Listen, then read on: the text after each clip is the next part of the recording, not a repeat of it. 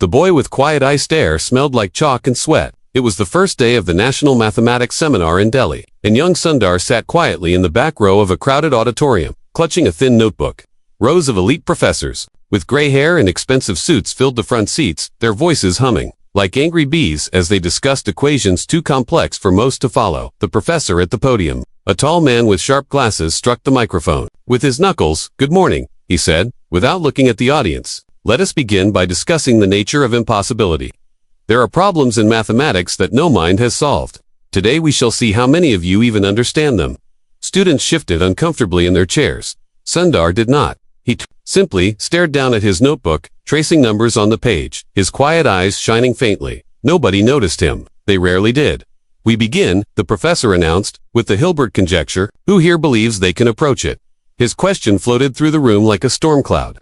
Silence followed, heavy and awkward. Sundar raised his head slightly, but did not speak. One professor in the front snorted. "Of course not." The man said loudly, "These children can barely manage high school calculus, let alone Hilbert's conjecture." Laughter rippled through the front row. Students in the back squirmed. Sundar's fingers tightened around his pencil. "You," the tall professor said suddenly, pointing at a boy near Sundar's stand. "State your name and try." The boy stood, trembling, and stumbled over a few words before giving up. "Pitiful," the professor said. "Next, you." He pointed to another, then another. Each failed, and each time the professors chuckled louder. Then, by accident or fate, his finger landed on Sundar. "You," he said. "What's your name?" Sundar stood. Slowly, "Sundar Pichai," he said, his voice even. "Well then, Sundar Pichai," the tall man said, his smile cruel. "Do enlighten us." The room went still. Sundar glanced at the chalkboard. He walked quietly to the front. Some students gasped because nobody expected him to move. He picked up the chalk, his hand did not shake, and then he began. At first his voice was soft, explaining how one might begin to dismantle the problem. Then his hands moved faster, covering the board with lines, numbers, and symbols. At one point, the tall professor stepped closer, frowning deeply, trying to follow. The laughter stopped. The whispering stopped. 10 minutes passed. Sundar finished, set down the chalk, and returned to his seat. The board was full, and the room was silent. One of the professors in the front leaned forward. Is this correct?" he asked weakly. The tall professor cleared his throat, his face red. "We shall review it later," he muttered, but Sundar didn't look at them. His eyes were back on his notebook, as though nothing had happened. That should have been the end of it. But of course, it was only the beginning. After the session, Sundar walked alone through the hallway. He could hear whispers behind him. Who is he? Just some boy from Chennai? How did he know? He kept walking. When he reached the courtyard, a shadow blocked his path. "You think you're clever, boy," a voice sneered. It was the tall professor, flanked by two others. His glasses gleamed under the sun. "You embarrassed me in front of my colleagues," he said. "You think you're smarter than me?" Sundar shook his head. "No, sir, I only—" Silence. The professor snapped. "Do you even know who I am?" "Yes," Sundar replied quietly. "You're Professor Malik, chairman of the Mathematical Society." Malik blinked, thrown off. Then he scowled again. "Don't get comfortable," he hissed. "You may have memorized a few tricks, but you will not last. I will make sure of it." Sundar stood there, silent, as the men walked away laughing. But inside, he felt something stir. Not anger, not fear, something else. Resolve. That night, Sundar stayed in the library, long after it closed. He sat by a dusty window with stacks of books around him, scribbling equations on scraps of paper. He didn't notice the janitor watching. From the doorway, "You don't sleep?" the old man asked. Sundar looked up and smiled faintly. "Not yet," he said. The janitor shook his head. "I've seen many come here, son. They all burn out. These professors, they don't like to be shown up. Watch your back." Sundar nodded. "Thank you." But he did not stop working. The next morning, Malik was already waiting in the auditorium. His face carried a strange smile. "Welcome," he announced. "Today we will conduct a demonstration. Mr. Pichai, please come forward." Sundar obeyed. On the chalkboard was written, "The unsolved Ramanujan sum." Malik single quotes as smile widened. "Since you are so brilliant," he said, "solve this. In front of everyone, right now." The students gasped. The Ramanujan sum was a legendary puzzle. No one alive had solved it. Sundar picked up the chalk. The room held its breath. For an hour, he worked. Numbers flew across the board. Professors leaned closer, whispering. Sweat dripped from Malik's forehead. And then Sundar stopped. He put down the chalk. He turned to Malik and said softly, "The proof is incomplete because the assumptions are flawed. The correct path is here." And he circled a part of the equation on the board. Malik's mouth fell open. The other professors surged forward, arguing, pointing, gasping. But then, something happened nobody expected. One of the professors, an older man with kind eyes, clapped. Slowly.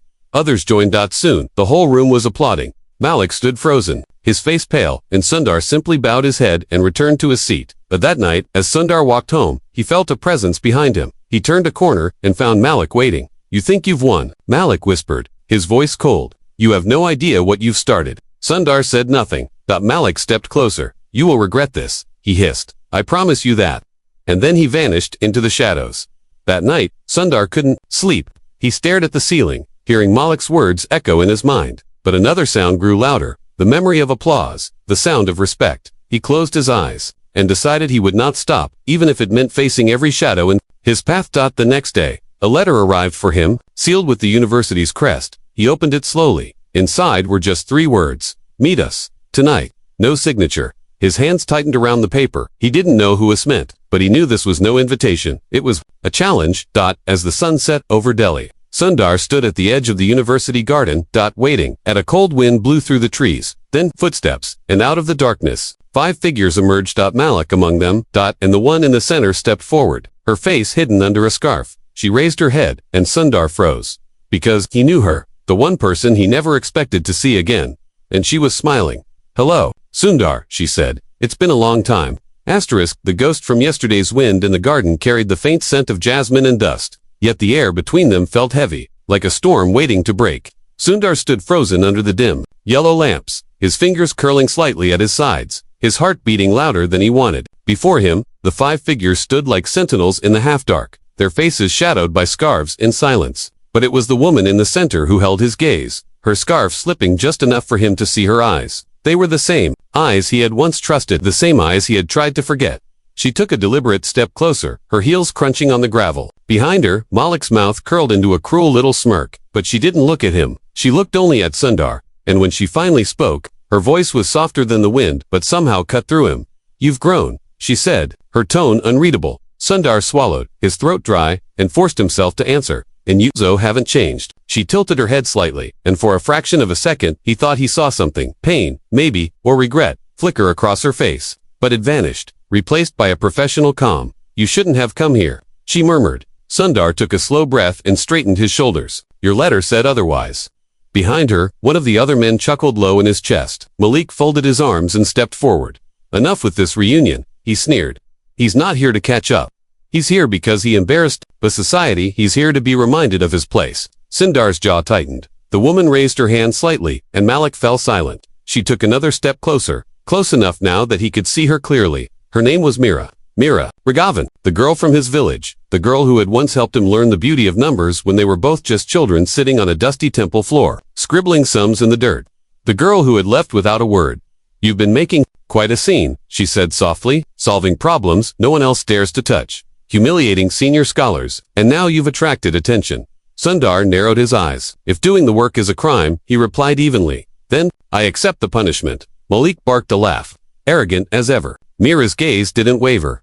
"Do you really believe," she asked, her voice low and deliberate, "that you can walk into their world and not pay a price? Do you think they will simply allow you to outshine them?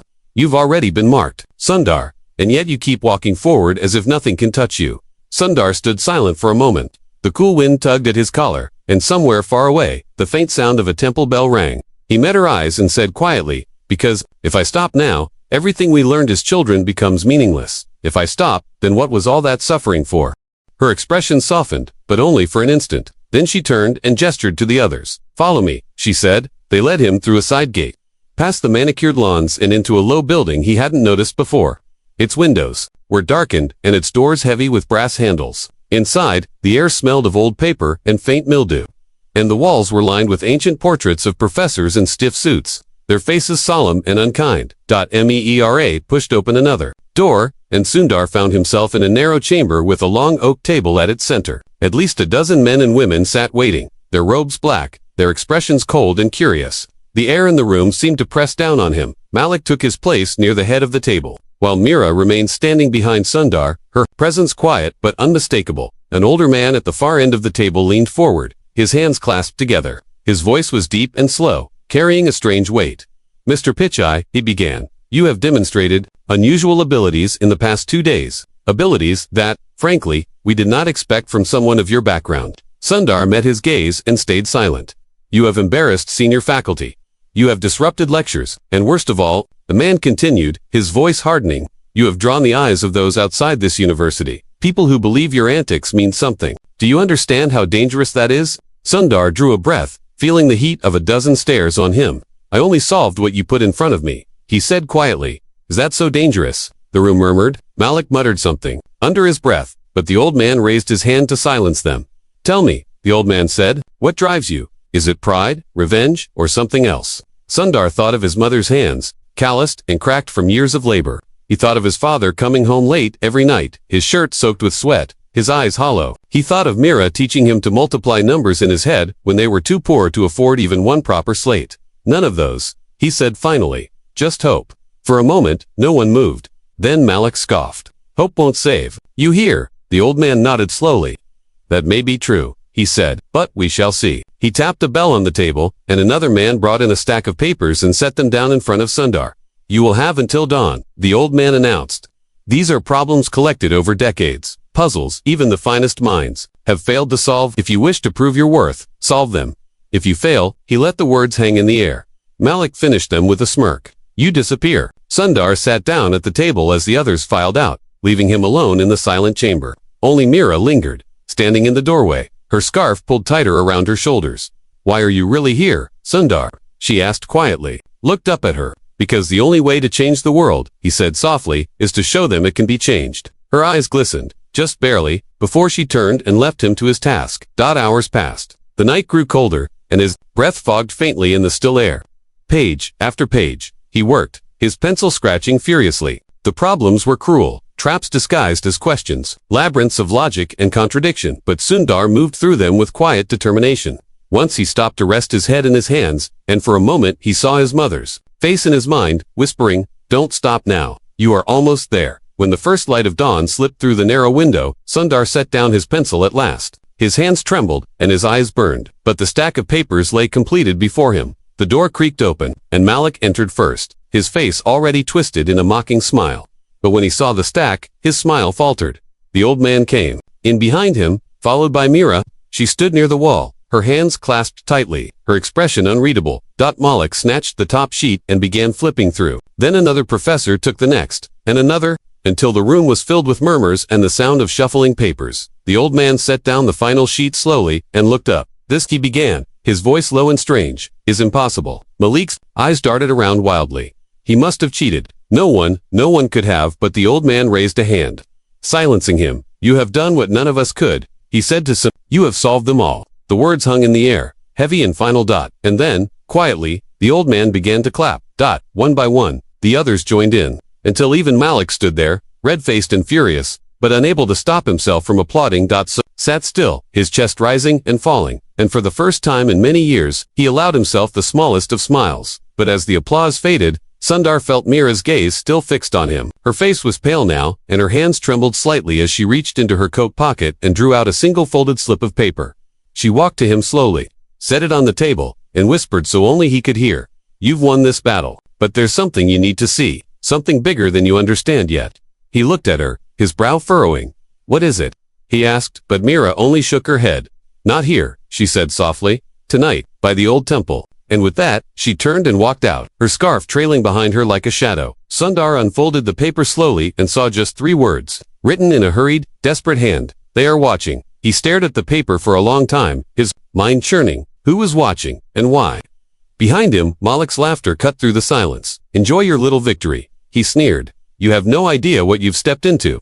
And then he too left the chamber, leaving Sundar alone. Once more, that evening, as the sun dipped below the horizon and the sky burned with shades of orange and crimson, Sundar stood at the base of the old temple, the air thick with incense and memory. He waited, the folded paper still clutched in his hand, and felt the weight of unseen eyes in the growing dark. And then a soft footstep behind him. He turned, and there was Mira, her scarf now lowered, her face grave. She reached out, placing something cold and metallic in his palm. You need to see for yourself, she whispered. Sundar opened his hand and stared down at it. A small brass key, tarnished with age, glinted faintly in the dying light. What is this? He asked, but Mira only met his eyes, her voice barely more than a breath. The door they never want you to open. And before he could speak again, a sharp noise cracked through the air, a shout from somewhere behind the temple, and Mira's eyes went wide with fear. "They're here," she hissed. Sundar turned toward the sound, but when he looked back, she was already gone. The door they never want you to open. Temple stood still in the falling night, its ancient stones warm from the day's sun, but now cooling fast under a sky stitched with stars. Sundar stood alone at its base, the small brass key heavy in his palm. He could still feel Mira's presence, as though her voice lingered in the air, whispering that cryptic warning. But now, she was gone, vanished like smoke, and behind him the faint sound of hurried footsteps and low voices carried faintly on the wind. He turned toward the sound, his mind racing. The footsteps grew louder, sharper, like boots striking stone. Instinctively, he slipped the key into his pocket, his fingers brushing against the worn edge of his notebook. He pressed his back against the temple wall, listening. Shadows moved. Just beyond the outer courtyard, 3 figures, maybe 4. Their forms shifted in and out of the lamplight, their heads swiveling as if scanning the dark for him. One of them barked a command in a low, clipped voice, a language Sundar didn't understand but whose tone needed no translation. It was the sound of a hunter closing in. He edged quietly along the temple's wall, his feet finding familiar grooves in the stone. As a boy, he and Mira had once played hide-and-seek here, slipping between columns and climbing low terraces. Now he called upon that memory, moving as silently as he could, breath shallow, steps careful. He ducked through a narrow gap between 2 carved pillars and found himself at the rear of the temple, where the stones gave way to a small clearing, choked with weeds. He crouched there, listening to the voices fade, the men searching elsewhere now. And when silence returned, he finally allowed himself to breathe. His hand slipped into his pocket and closed around the key. "The door they never want you to open," Mira had said. He stared up at the temple, its silhouette massive and unyielding against the starry sky. The structure was over 1,000 years old, and every child in the village had heard the stories that secret rooms lay beneath it, that priests once hid scrolls and treasures in its depths. But no one had ever found them. He glanced behind him. The men were gone, at least for now, and something inside him, a quiet voice he had learned to trust, whispered that he could not turn back now. He began searching the base of the temple, running his hands along the cold stone, feeling for anything out of place. At first, nothing, just smooth slabs worn by centuries of footsteps. But then, on the northern side, tucked behind a cluster of overgrown vines, he felt a faint groove, a narrow seam, that cut into the stone, in the shape of a rectangle, about the size of a small door. His fingers traced the seam. The center of the stone bore a shallow indentation, just large enough for the key. He hesitated only a second before slipping the brass key into the slot. It fit perfectly. With a soft click, the stone shifted. Sundar stepped back as the hidden door swung inward, revealing a narrow staircase spiraling down into darkness. The air that rose from below was cold and smelled of earth and something older, something almost metallic. He cast one last glance over his shoulder at the empty courtyard. Then he stepped inside and pulled the stone door shut behind him. The stairs were steep and uneven, lit only by the faint glow of his phone screen. Dust swirled around him as he descended, and the air grew colder with each step. His breath hung in front of him like pale smoke. At the bottom of the stairs, he found himself in a low chamber carved from rock. The walls were covered in strange markings, mathematical symbols intertwined with old Sanskrit, lines that seemed to stretch and curve in impossible ways. He reached out and ran his fingers over one of the carvings. The stone was cold, but as he traced the symbols, he felt a faint warmth pulse beneath the surface, as though something alive lay hidden within. At the center of the room stood a single pedestal, and atop it, an ancient leather-bound book. Su approached it slowly, his footsteps echoing softly in the silence. The cover of the book bore no title, only a symbol, a circle with 3 lines intersecting it, the same symbol he had seen faintly carved into the professor's chamber table earlier that day. Though he hadn't understood its meaning then, he opened the book carefully, the pages dry and fragile. Inside were lines and lines of equations, but not like any he had ever seen before. These were more than numbers. They were patterns, shapes, whispers of something deeper. Some of the equations were written in a hand he did not recognize, but others bore a signature at the bottom. Ramanujan. Sundar froze. His chest tightened as he stared at the name. Ramanujan. The great genius. The man whose mind had touched truths no one else could reach. His lost notebooks were thought to have been destroyed or locked away. And yet here they were. And as Sundar flipped through the pages, he realized something that made his hands tremble. The final pages were not written by Ramanujan at all. They were written in another hand. Neat, deliberate, and dated barely a decade earlier. And on the last page, just before the ink trailed off into nothing, was a single line. "They are coming for anyone who understands." A noise behind him made him whip around, a faint shuffle. The sound of soft footsteps on stone. "You shouldn't have come here," a voice whispered from the shadows. Sundar narrowed his eyes, his hands tightening around the book. Who's there? The voice chuckled darkly. It doesn't matter who I am, it said. What matters is what you've found. And now, the voice drew closer, and Sundar caught a glimpse of a figure cloaked in black, face obscured, standing just beyond the circle of light. Now you've seen too much. The figure lunged. Sundar dodged instinctively, the book clutched to his chest. He scrambled backward toward the stairs, the figure's hand missing him by inches. The man cursed under his breath and advanced, his movements swift and deliberate. Sundar didn't stop to look back again. He ran up the stairs 2 at a time, his breath burning in his chest, his legs screaming with each step. He burst through the stone door into the night, slamming it shut behind him and pressing his weight against it until he heard the faint click of the lock. The courtyard was empty now. The stars still blazed above, indifferent. He stood there, gasping, the book pressed tight against him, and for the first time he felt truly afraid.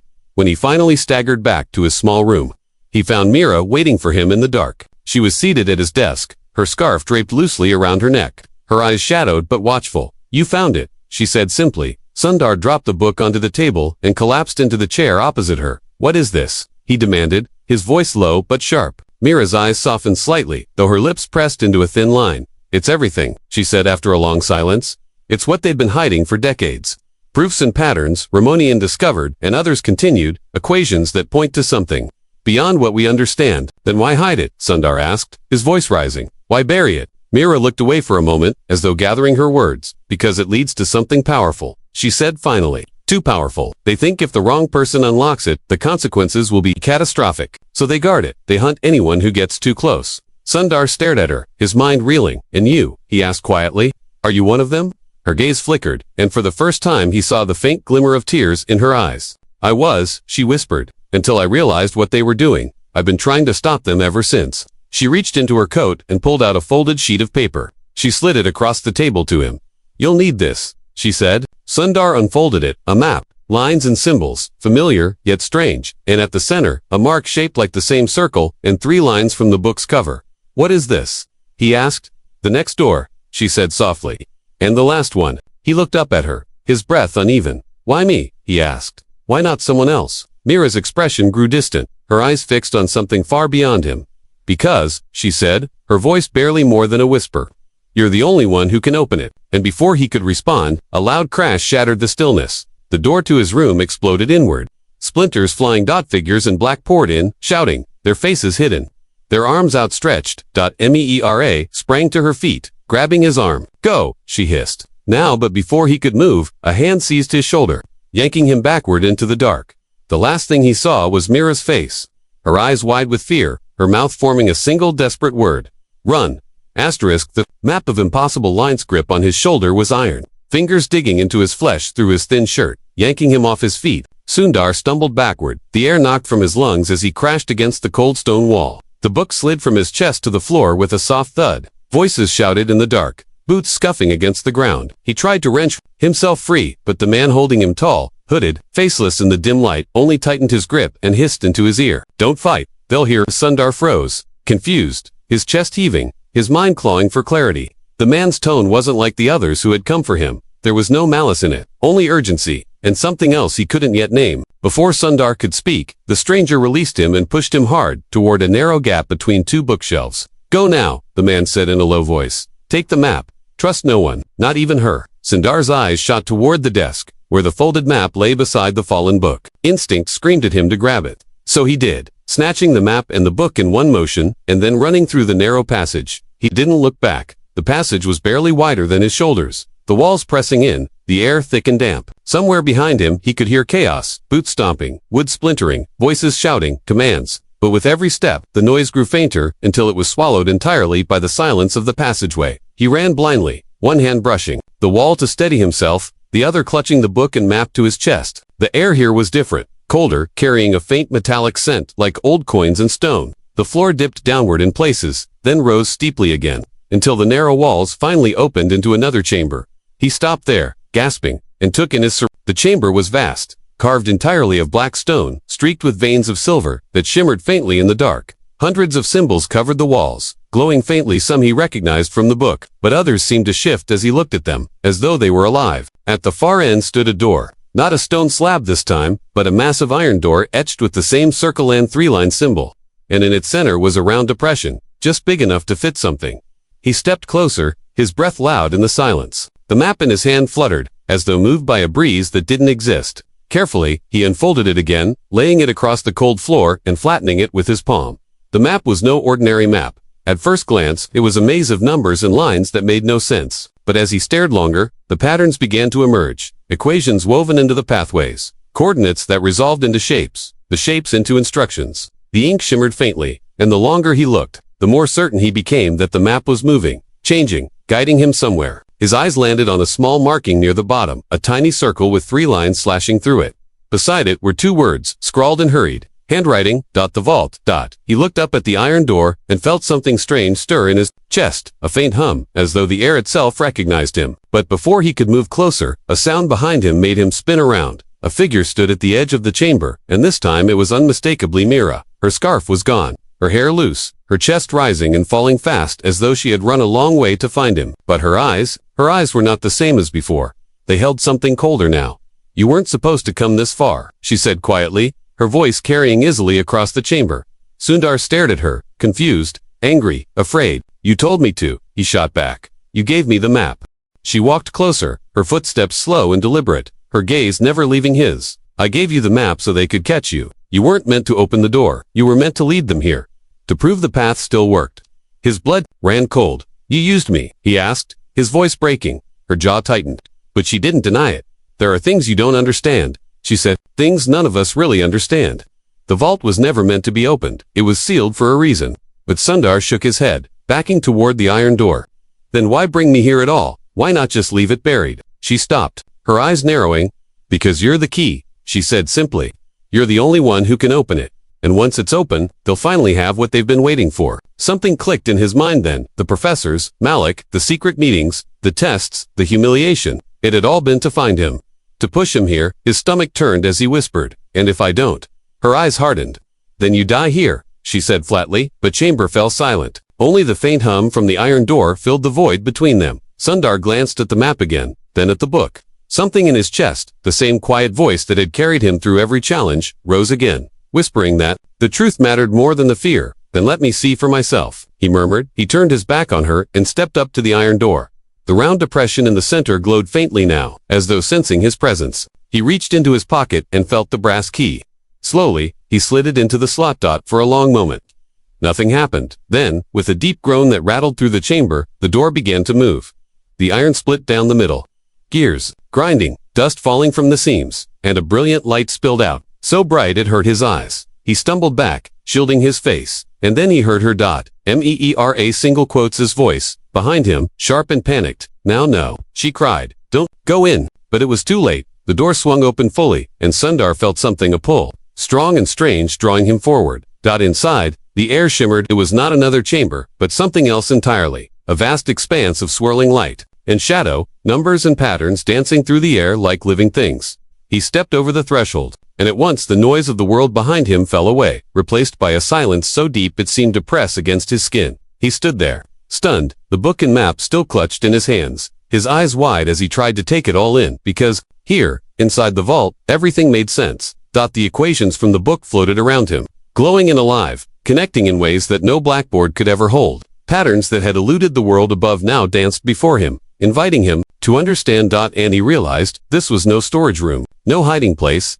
This was the source. He reached out to touch one of the floating patterns, his fingers brushing against it, and at once a rush of images filled his mind. The past, the present, the future, all stitched together by mathematics. So beautiful it made his chest ache. He stumbled back, gasping, as the patterns swirled faster, wrapping around him, pulling him deeper. Behind him, Mira's voice came faintly through the haze. "You don't know what you're doing," she shouted. "It will destroy you." But he ignored her, because in that moment, he understood. The vault wasn't just a secret, it was a choice. He turned back toward the open door, toward the swirling expanse, and whispered to himself, "If this is the cost of knowing, then so be it." And he stepped forward. At once, the chamber erupted in light, blinding and fierce. The iron door slammed shut behind him with a deafening finality. And then nothing. Darkness. Silence. He floated in a void of endless black. The weight of the book and map, gone now. The air around him heavy but strangely warm. Then faint, at first, but growing louder, came a voice that was not his, yet somehow familiar. "You are here because you were chosen," it said. Sundar turned, though there was no direction, no ground beneath him. "Who are you?" he called into the dark. The voice laughed softly, and the darkness around him began to break apart, revealing shapes, lines, equations too vast to comprehend. The voice said, "Am the question you've been asking all your life." And as the light flared again, Sundar felt himself being pulled toward something even deeper, something he could not yet name, but somehow already knew was waiting for him. And just before the light consumed him, he thought he heard Mira's voice one last time, faint and afraid, calling his name from far away. But it was already too late. The place beyond number sat first. There was nothing but white. Not the gentle white of clouds or moonlight, but a searing, endless white that filled everything, the kind of white that erased shadow, depth, and even the idea of distance. Sundar felt himself floating through it, weightless, his arms outstretched, though he could not feel the air around him. His skin prickled, his chest burned with each breath, and yet he was not afraid. There was something in the silence, not comforting exactly, but familiar, like the faint memory of a lullaby his mother used to hum. The voice came again, low and calm, echoing not in his ears, but somewhere deeper, inside his chest. "You are here because you asked," it said. Sundar turned his head, though there was nothing to turn toward, and called out into the void, his own voice thin and strange in the heavy air. "What is this place?" The voice did not answer right away. Instead, the whiteness around him began to change. Faint lines appeared in the air, glowing softly at first, then sharper, brighter, connecting in strange angles to form patterns. Equations bloomed like flowers. In the nothingness, swirling slowly around him, shapes he almost recognized, but not quite. Numbers that pulsed like living things. "You called it the vault," the voice said finally, "but this is not a vault. This is the question." Sundar frowned, trying to focus, his fingers curling slightly as though to reach out. "What question?" he asked. The patterns thickened, weaving themselves into vast, impossible forms, great spirals of prime numbers, endless grids of irrational constants, curves that looped back into themselves without ever touching. "The question you have carried since you first held a pencil," the voice replied. "You thought it was about numbers, about proving you were worthy, but it was never about you."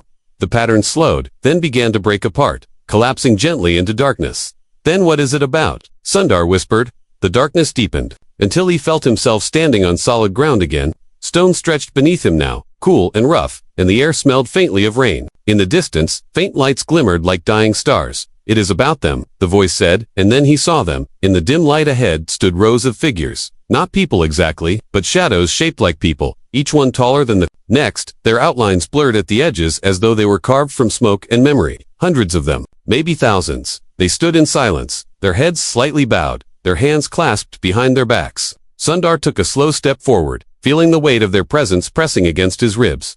"Who are they?" he asked softly. The voice answered at once, heavy with something like sorrow. "The ones who came before you," it said, "and the ones who failed." Sundar froze, his heart hammering. He looked closer and saw faint glimmers on the ground at their feet, scraps of paper, broken pencils, torn notebooks scattered like fallen leaves, and carved into the stone beneath them were names. Some he didn't recognize, some he did.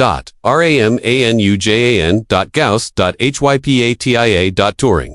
They tried to answer, the voice murmured, softer now, and each was brought here, to stand among the failed sons. Shook his head, his throat tight. "But why?" he asked. "They were geniuses. They were right." "Right is not enough," the voice replied. "The question is not about being right. It is about knowing whether you are willing to pay the price." The words hung in the stillness, heavy and final. He stood there for what felt like hours, staring at the silent rows of shadows. Then, from somewhere behind him, another sound rose, faint at first, then clearer. Footsteps. He turned and saw Mira stepping out of the dark, her face pale, her scarf gone, her eyes dark and hollow now.